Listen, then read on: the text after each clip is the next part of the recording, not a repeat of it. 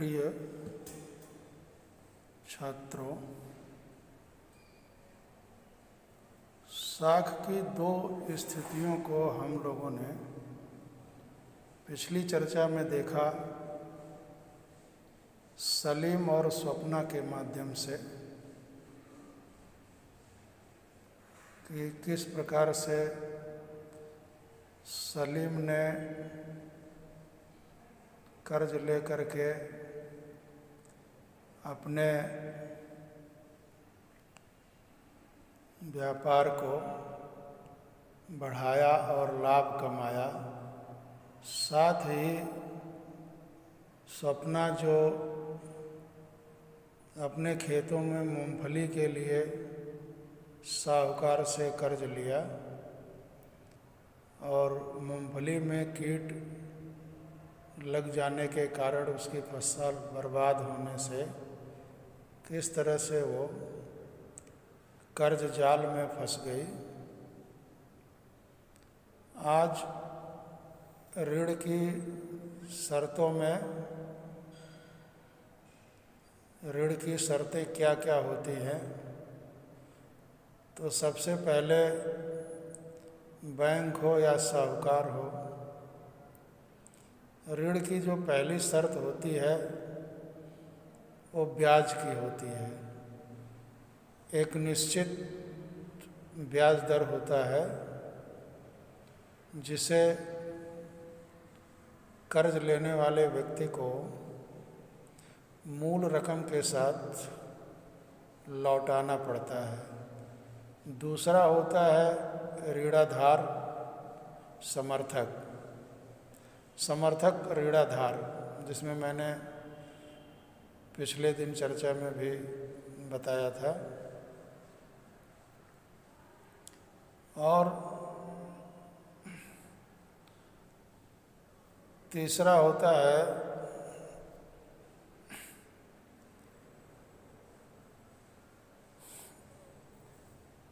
जिसे EMI कहते हैं, मासिक किस्त। और समय, कितने समय के लिए ऋण लिया जा रहा है। तो इस तरह से चार चीज़ें ऋण के शर्तों में आता है।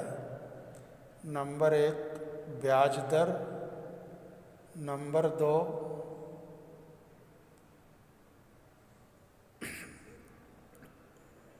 समर्थक ऋणाधार, और नंबर 3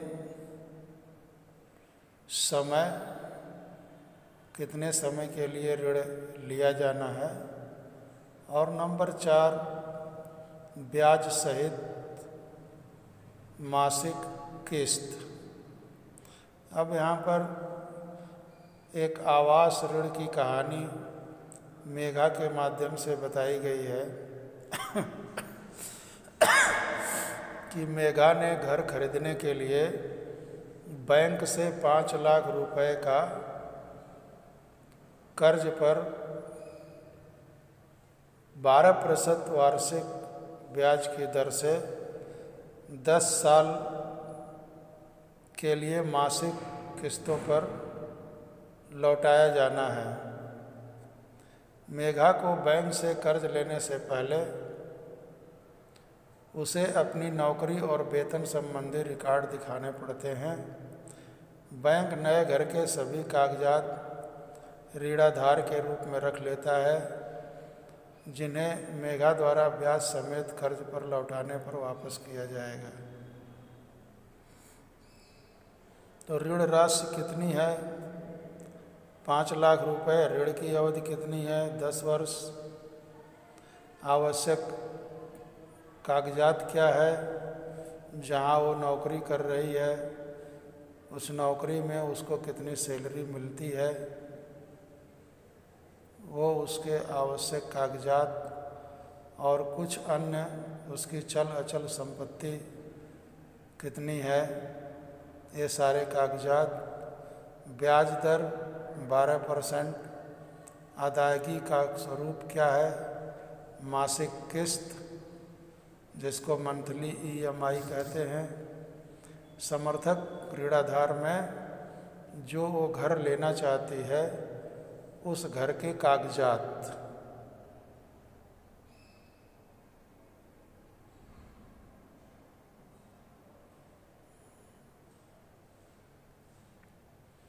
अब यहाँ पर कुछ देखिए प्रश्न दिए हैं कि उधारदाता उधार देते समय समर्थक ऋणाधार की मांग क्यों करता है?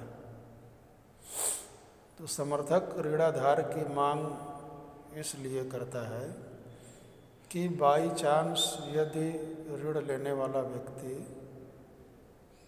समय से कर्ज को वापस नहीं कर पाता है या कर्ज बिल्कुल वापस करने की स्थिति में न हो, तो जो समर्थक ऋणाधार है, जैसे घर का कागजात है, जिस घर को वो ले रहा है, तो उस घर को बेच करके उधारदाता अपनी रकम पूरी कर ले। या कोई व्यक्ति अगर समर्थक ऋणाधार के रूप में अगर गारंटी लेता है तो उस व्यक्ति से ऋण लेने वाले व्यक्ति की जो है अदायगी हो सके। हमारे देश की एक बहुत बड़ी आबादी निर्धन है। क्या उसके कर्ज लेने की क्षमता को प्रभावित करती है? हाँ, बिल्कुल प्रभावित करती है, क्योंकि निर्धन है तो आवश्यक उसके पास कागजात नहीं होंगे जिस कागजात की आवश्यकता ऋण लेने के लिए होती है, और ना ही तो उसकी इतनी क्षमता है कि वह मासिक किस्तों का वो समय से भुगतान कर पाए। यहाँ कोष्टक में दिए गए सही विकल्पों का चयन कर रिक्त स्थान की पूर्ति करना है। ऋण लेते समय कर्जदार आसान ऋण शर्तों को देखता है, तो वह निम्न ब्याज दर को देखता है कि किसका ब्याज दर निम्न है। ब्याज दर आसान, अदायगी की शर्तें कम, समर्थक ऋणाधार एवं आवश्यक कागजात। अब विविध प्रकार के साख प्रबंधन के लिए एक गांव का उदाहरण देकर समझाने की यहाँ कोशिश है कि रोहित और रंजन ने कक्षा में ऋण की शर्तों के बारे में पढ़ना खत्म किया था। वे अपने इलाके में प्रचलित विविध प्रकार के ऋण संबंधी कागजात को जानने को उत्सुक थे। कौन लोग उधार देते थे और कर्जदार कौन थे, ऋण की क्या शर्तें थी। उन्होंने अपने गांव के कुछ लोगों से बात करने का फैसला किया। अब आगे उन्होंने क्या बात किया उसको आप पढ़ेंगे या आप खुद जो है बात कर सकते हैं। तो उन्होंने जो बात किया उसके अनुसार क्या उन्होंने लिखा। 15 नवंबर 2006 हम सीधा उन खेतों में जाते हैं जहां दिन के इस समय अधिकतर किसान और मजदूर काम कर रहे होंगे। खेतों में आलू की फसल लगी हुई है। पहले हम सोनपुर के एक छोटा सा गांव जहां सिंचाई की सुविधाएं मौजूद हैं कि एक छोटे किसान श्यामल से मिलते हैं। श्यामल का कहना है कि उसे अपनी 1.5 एकड़ ज़मीन को जोतने के लिए हर मौसम में उधार लेने की ज़रूरत पड़ती है। कुछ साल पहले तक वह गांव के महाजन से ऋण लेता था, जिस पर उसे 5% मासिक ब्याज देनी पड़ती थी। यहाँ ध्यान दीजिए, वार्षिक नहीं, 5% मासिक ब्याज देनी पड़ती थी। इसका मतलब हुआ कि वार्षिक ब्याज कितना पड़ गया? 60%। पिछले कुछ वर्षों से श्यामलाल गांव के एक कृषि व्यापारी से 3% मासिक ब्याज की दर पर ऋण ले रहा है। जुताई के मौसम की शुरुआत होने पर व्यापारी ऋण पर कृषि संबंधित आगत, माने कृषि से संबंधित जो ज़रूरतें होती हैं उसे कृषि आगत कहते हैं, वो मुहैया कराता है, जिसे फसल तैयार हो जाने पर वापस करना होता है। ऋण पर ब्याज के अलावा व्यापारी किसानों से वादा लेता है कि वह अपनी फसल उसी को बेचेगा। जो व्यापारी ऋण दे रहा है वह ये भी शर्त रखता है कि फसल तैयार होने पर वो किसी और को न बेच करके उसी को बेचेंगे। इस तरह व्यापारी निश्चित है कि ऋण की अदायगी समय से हो जाएगी। फसल की कीमतें फसल काटते समय कम होती है, इसलिए यह किसानों से कम कीमत पर फसल खरीद कर और बाद में कीमत बढ़ने पर बेचकर भारी मुनाफा कमाता है। व्यापारी को उस समय फसल खरीदने में मुनाफा होता है। वह फसल सस्ते में खरीदकर बाद में कीमत बढ़ने पर बेचता है। यह उस किसान की बात है। किसान किस तरह से जो है पहले 5% पर मासिक पर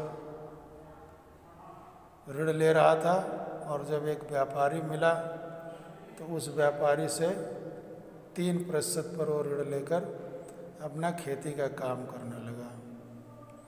अब ये बच्चे अरुण से मिलते हैं, जो एक किसान मजदूर के काम का निरीक्षण कर रहा है।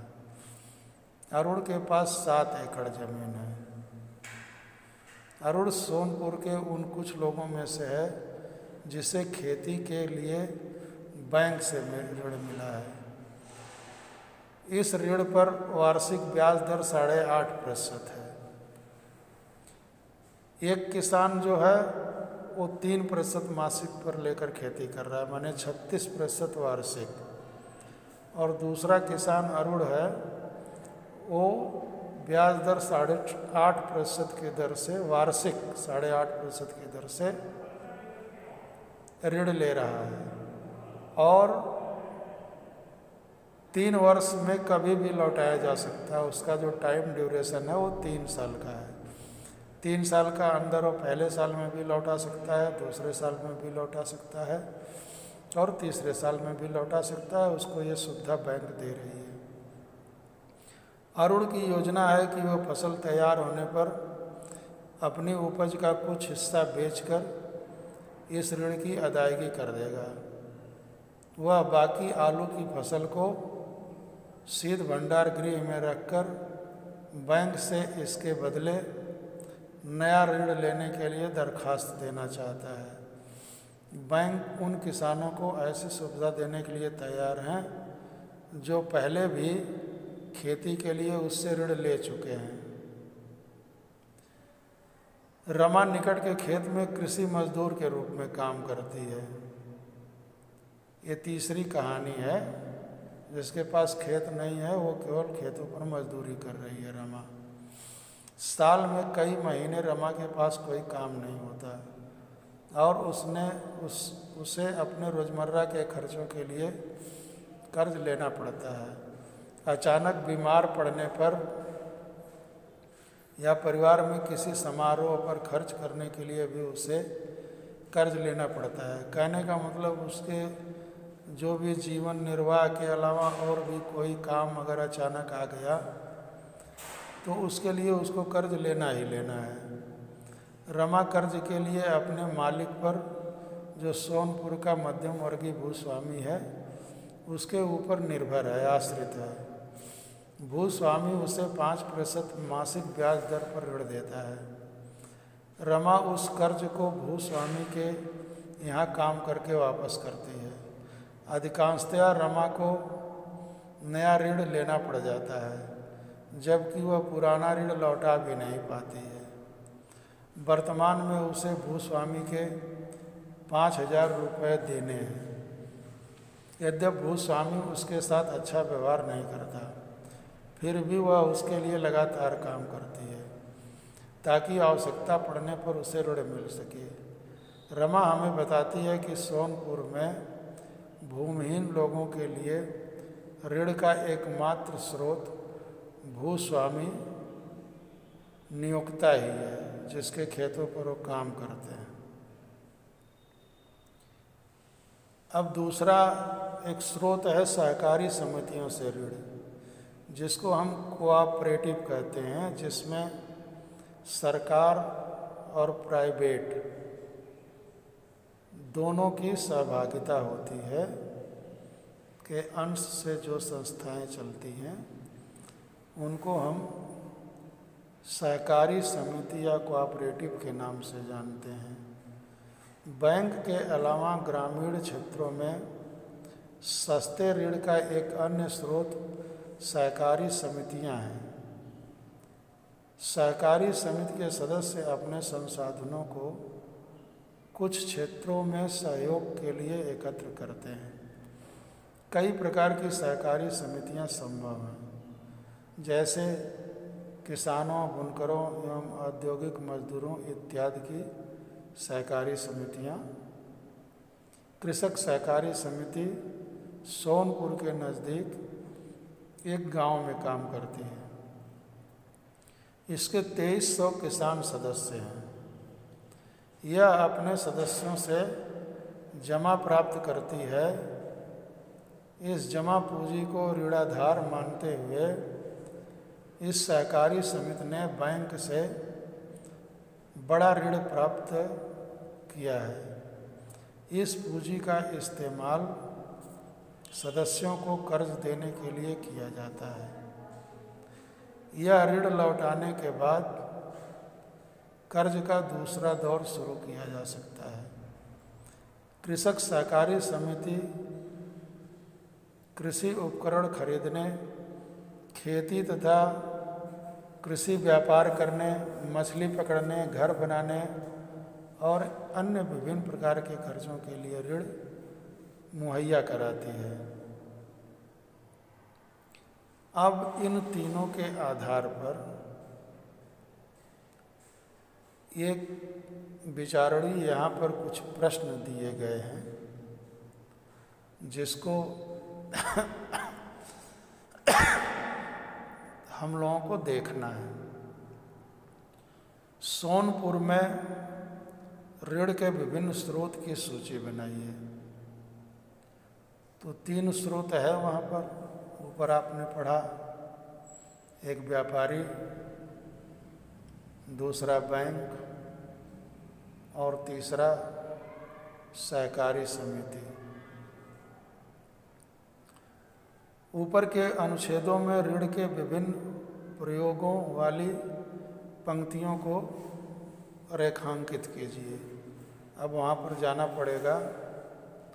वहाँ पर जो विभिन्न प्रकार के प्रयोग वाली पंक्तियाँ हैं, उनको 1-2 लाइन अंडरलाइन आप कर लेंगे। सोनपुर के छोटे किसान, मध्यम किसान और भूमिहीन कृषि मजदूर के लिए ऋण की शर्तों की तुलना कीजिए। तो ऋण की शर्तें क्या है? मध्यम किसान व्यापारी से कर्ज लेता है, जो कर्ज उसको बहुत महंगा पड़ता है और हमेशा वो व्यापारी के ही चंगुल में फंसा रहता है। जबकि मध्यम किसान है, वह बैंक या सहकारी समिति से कर्ज लेता है, जो कर्ज उसको सस्ते दर पर मिलता है और उसे लौटाने का पर्याप्त समय भी मिलता है। वह अपनी फसलों को बेच करके बैंकों के कर्ज को आसानी से लौटा देता है। और भूमिहीन जो मजदूर है वह अपने मालिक के ऊपर ही निर्भर रहता है ऋण लेने के लिए, और मालिक का ऋण वो कभी चुका नहीं पाता। साथ ही मालिक के द्वारा वह अपमानित भी होता रहता है। श्यामलाल की तुलना में अरुण की खेती से ज़्यादा आय क्यों होगी? तो सीधी सी बात है कि श्यामलाल व्यापारी से कर्ज लेता है जो 3% मासिक ब्याज की दर पर कर्ज लेता है, माने वार्षिक ब्याज उसका 36% हो गया। वहीं अरुण 8.5% के ब्याज से कर्ज लेता है। श्यामलाल की मजबूरी है, वो अपनी फसल केवल व्यापारी को ही बेच सकता है, जबकि अरुण अपनी फसल जो उसे अच्छा दाम देगा उसे वो बेचता है। इसलिए श्यामलाल की तुलना में अरुण की आय ज़्यादा होगी, और आय ज़्यादा होने का ये मुख्य कारण है जो मैंने आपको बताया। क्या सोनपुर के सभी लोगों को सस्ती ब्याज दरों पर कर्ज मिल सकता है? किन लोगों को मिल सकता है? तो भाई बैंक से कर्ज लेने के लिए जो है ऋणाधार समर्थन की आवश्यकता पड़ती है, जिसके लिए कागजात लगाना पड़ता है। तो मध्यम और जो छोटे और मध्यम किसान हैं, इनको सस्ते ब्याज पर तो ऋण मिल सकता है, क्योंकि अपनी खेती की जो ज़मीन है उसके कागजात को ऋणाधार समर्थक ऋणाधार के रूप में वो बैंक में दे सकते हैं। लेकिन जो भूमिहीन मजदूर है उसके पास ऋणाधार समर्थक ऋणाधार नहीं है, इसलिए उसको अपने भूस्वामी या किसी निजी व्यक्ति से ही ऋण लेने के लिए बाध्य होना पड़ेगा। तो इसमें छोटे किसान और मध्यम किसान ये दोनों सस्ते दर पर कर्ज ले सकते हैं। अब यहाँ सही और गलत लगाना है कि समय के साथ रमा का ऋण बढ़ जाएगा, समान रह जाएगा, घट जाएगा। तो रमा जो है एक भूमिहीन मजदूर यदि है तो उसका ऋण बढ़ जाएगा। अरुण सोनपुर के उन लोगों में से है जो बैंक से उधार लेता है, क्योंकि गांव के अन्य लोग साहूकारों से कर्ज लेना चाहते हैं। बैंक समर्थक ऋणाधार की मांग करते हैं, जो कि हर किसी के पास नहीं है। बैंक ऋण पर ब्याज दरें उतना ही है जितना कि व्यापारी लेते हैं। तो इसमें ये वाला होगा, दूसरा वाला कि बैंक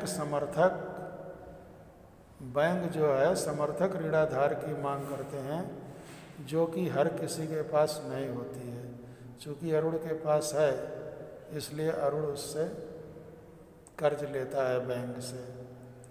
कुछ लोगों से अब आप बातचीत कीजिए, एक एक्टिविटी दे रहा है जिनसे आपको अपने क्षेत्र में ऋण प्रबंधों के बारे में कोई जानकारी मिले।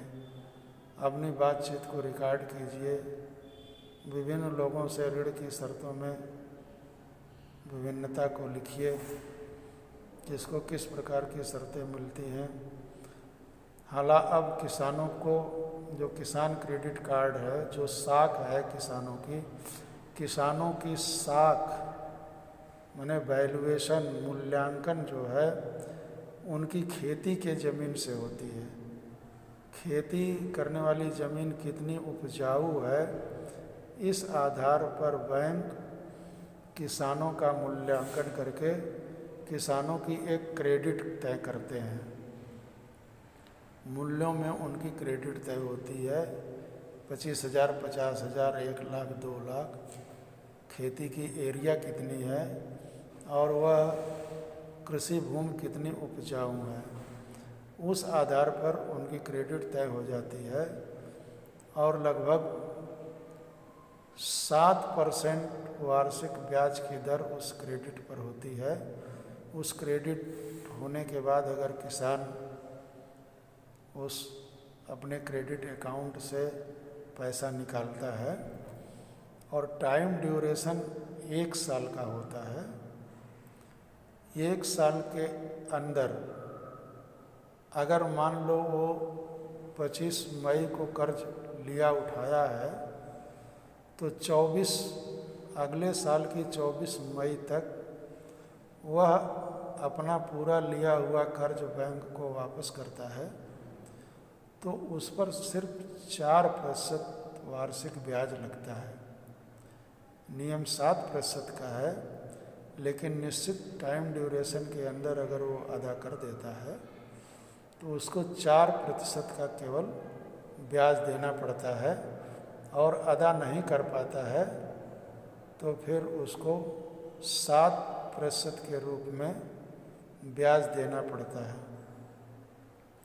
अब यहाँ भारत में औपचारिक क्षेत्रक में साख एक नया कंटेंट थोड़ा सा देखते हैं, फिर अगले दिन इस पर चर्चा करेंगे। विभिन्न स्रोतों से ऋण प्राप्त करते हैं, ऊपर विभिन्न स्रोतों से ऋण प्राप्त करते हैं लोग, ये कहानी हम लोगों ने पढ़ी। विभिन्न प्रकार के ऋणों को 2 वर्गों में बांटा जा सकता है, औपचारिक और अनौपचारिक क्षेत्रक। औपचारिक क्षेत्रक में क्या आएगा? बैंक और सहकारी समितियां आएंगी जो कर्ज देती हैं, और अनौपचारिक क्षेत्रक में असंगठित क्षेत्र के वो सभी लोग, पर्सनल निजी व्यक्ति भी हो सकता है, वो साहूकार भी हो सकता है, व्यापारी हो सकता है, जिसके यहाँ आप काम कर रहे हैं वो मालिक, रिश्तेदार, दोस्त इत्यादि कोई भी हो सकता है।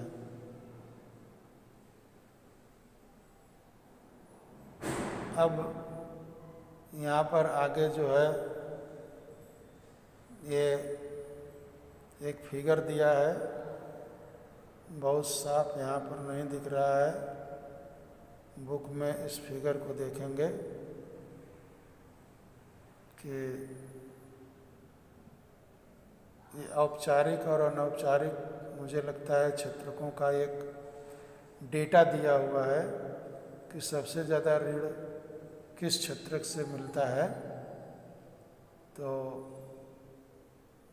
यहाँ पर कोशिश करते हैं इसको बड़ा करने की, लेकिन ये बड़ा नहीं हो रहा है। हो सकता है आपको दिखाई दे जाए, मुझे तो ये नहीं दिख रहा है।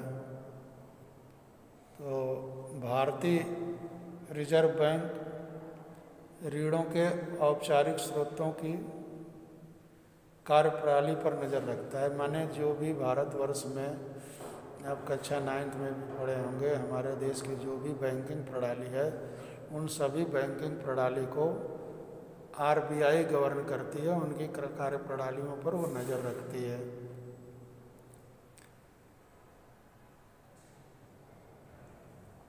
बैंक वास्तव में नगद शेष बनाए हुए रखता है।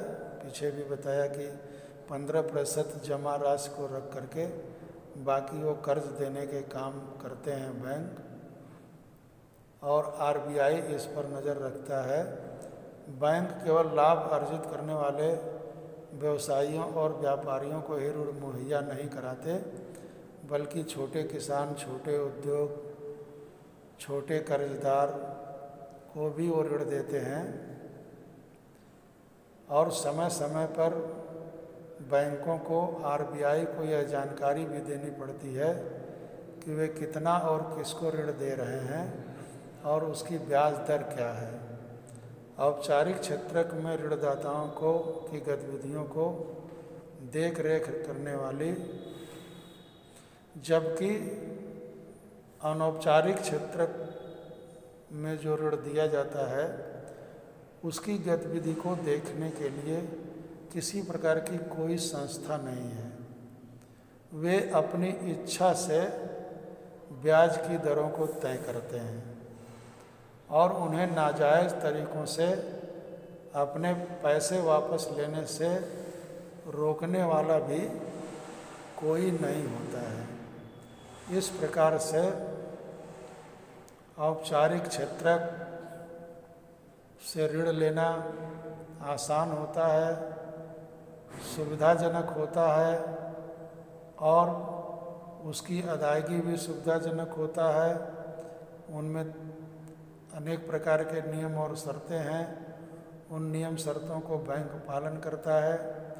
लेकिन अनौपचारिक क्षेत्र जो है, इस पर किसी प्रकार का कंट्रोल किसी का नहीं होता है। यह बिल्कुल मनमाने ढंग से ब्याज की दरें तय करते हैं और अपने पैसे की वसूली भी ये इनको करने से कोई रोक नहीं सकता। आज के लिए इतना ही, फिर अगले दिन हम लोग आगे का कंटेंट क्या है उस पर चर्चा करेंगे। धन्यवाद।